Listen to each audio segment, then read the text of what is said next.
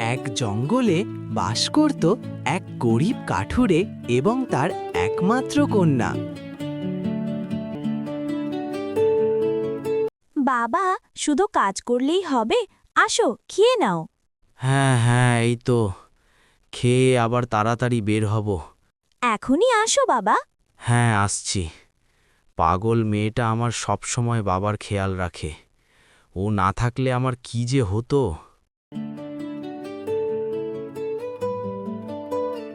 বাবা, আস্তে আস্তে খাও। আস্তে ধীরে খেলে চলবে না। তাড়াতাড়ি কাঠ কেটে আবার অন্ধকার নামার আগে ঘরে ফিরতে হবে। বেশি রাত হলে তো জঙ্গলের ওই হিংস্র পশু আস্ত রাখবে না।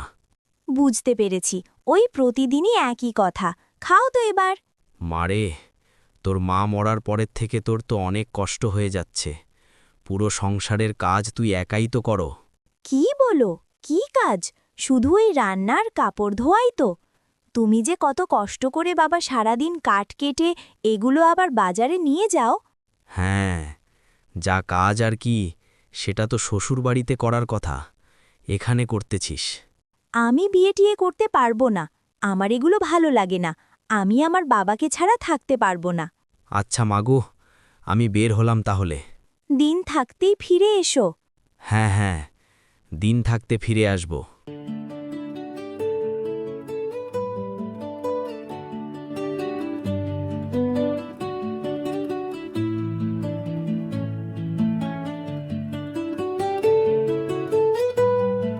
এই তো একটা গাছ পড়ে রয়েছে, এটাই কাটি গিয়ে।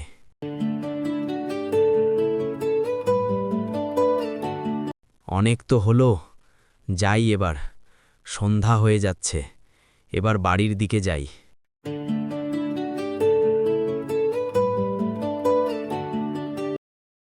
ওরে বাফুরে, এ তো দেখি বাঘ। ও বাবারে, বাঁচাও বাঁচাও, পালাও পালাও পালাও। বাঘ বাঘ, আমাকে মেরে ফেলল। বাঁচাও বাঁচাও। এত রাত হয়ে গেছে, এখনো তো আমার বাবা ফিরে আসলো না। বাবার কি কোনো ক্ষতি হলো? যাক, এবারের মতো জানে বেঁচে গেলাম। কই দেখি, কোথায় এলাম এই জঙ্গলের মধ্যে? আমি তো রাস্তা হারিয়ে ফেলেছি। কোন দিকে যাব এই অন্ধকারে? দেখি, ওই দিকে আলো দেখাচ্ছে, ওই দিকেই যাই দেখি। কে জানে আমার মেয়েটা কত চিন্তা করতেছে এখন।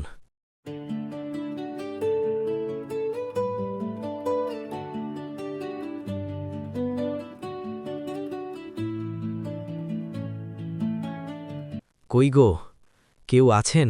এ তো দেখি পরিত্যক্ত রাজবাড়ি। এখানে কেউ থাকে না। এখানে তো কোনো রাজা থাকে না, শুধু এই সাধু বাবা থাকে। হ্যাঁ, এখানে শুধু আমি থাকি। কিন্তু তুই এখানে এসেছিস কেন? বাবা, আমি এক গরিব কাঠুরে। আমি এসেছিলাম জঙ্গলে কাঠ কাটতে। যেতে যেতে সন্ধ্যা নেমে যায়। বাঘের খপ্পরে পড়ি। তারপর দৌড়ে এখানে এসে আশ্রয় নেই। আচ্ছা, এখানে রাত থাকতে পারিস, কিন্তু একটা শর্তে। কাল বাড়িতে গিয়ে সকালে প্রথমে যেটা দেখবি, ওটা আমাকে দিয়ে দিবি। ঠিক আছে, তাই হবে। চল, তোর বিছানা দেখিয়ে দিই।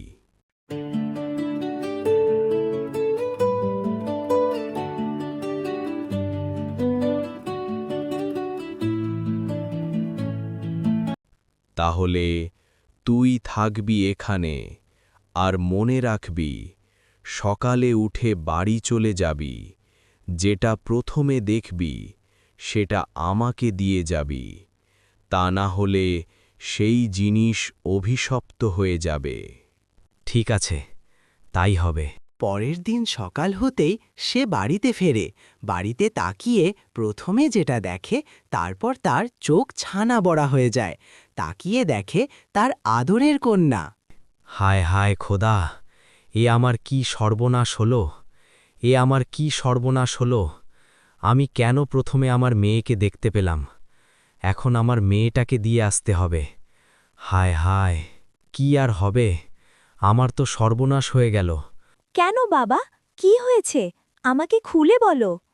তোর সর্বনাশ করে দিলাম আমি। কালকে রাতে আমি বাঘের তাড়া খেয়ে এক জায়গায় গিয়ে আশ্রয় নেই। সেখানেই এক সাধু বাবা আমাকে শর্ত দেয়, আশ্রয় দিতে পারি, কিন্তু সকালে বাড়িতে ফিরে প্রথমে যেটা দেখতে পাবো ওটা দিয়ে দিতে হবে তাকে, না হয় অভিশপ্ত হয়ে যাবে। এখন কি হবে? তুমি যখন কথা দিয়েছ আমাকে তো যেতেই হবে। চলো এক্ষুনি ওই সাধু বাবার কাছে যাই, চলো।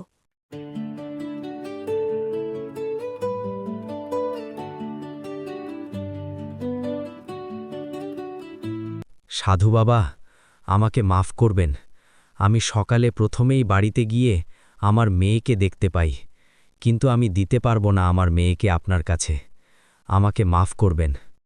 না না, তোর তো করতে হবে ওটা, না হলে তো তোর অনেক বড় ক্ষতি হয়ে যাবে। তোর মেয়েকে চিরদিনের মতো হারিয়ে ফেলবি। সাধু বাবা, আপনি আমাকে বলুন কি করতে হবে, আমি করব। আপনি আমার বাবার কোনো ক্ষতি করবেন না। তোমার রূপের তুলনা হয় না। যদি কোনো রাজকুমার তোমাকে দেখে, তার রাজ্যের বিনিময়ে হলেও তোমাকে পেতে চাইবে। তোমার রূপের সাথে এখন তোমার বুদ্ধির পরীক্ষা দিতে হবে। আমি তোমাকে কিছু প্রশ্ন করব। যদি প্রশ্নের উত্তর দিতে পারো তাহলে কোনো সমস্যা হবে না। হ্যাঁ, আমি প্রস্তুত। আপনি বলুন কি উত্তর দিতে হবে।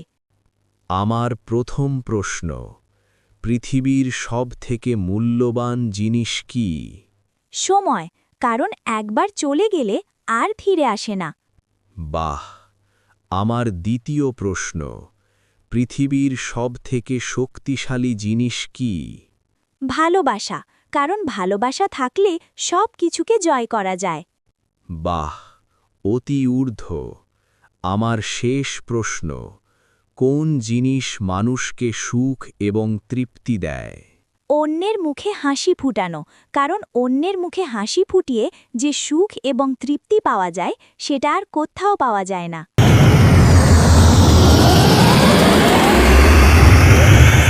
এ কি, আপনি সাধু বাবা না?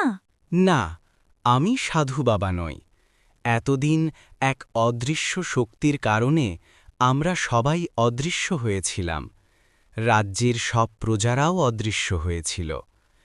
তোমার এই 3টি সঠিক প্রশ্নের উত্তরের কারণে আমরা আবার আগের মতো হতে পেরেছি। আমার রাজ্যের ওপর থেকে সব অভিশাপ শেষ হয়ে গেছে। তুমি চাইলে আমার রানী হয়ে থাকতে পারো। আপনি হচ্ছেন এই রাজ্যের রাজা, আর আমার মেয়ে গরিব কাঠুরের মেয়ে। আপনাদের সাথে কি আমাদের যায় বলেন? এ কি বলেন আপনারা? মেয়ের মধ্যে যে গুণ আছে সেটা কি কোনো দিক থেকে কম? আর আমার কাছে ধনী গরিব ভেদাভেদ নেই।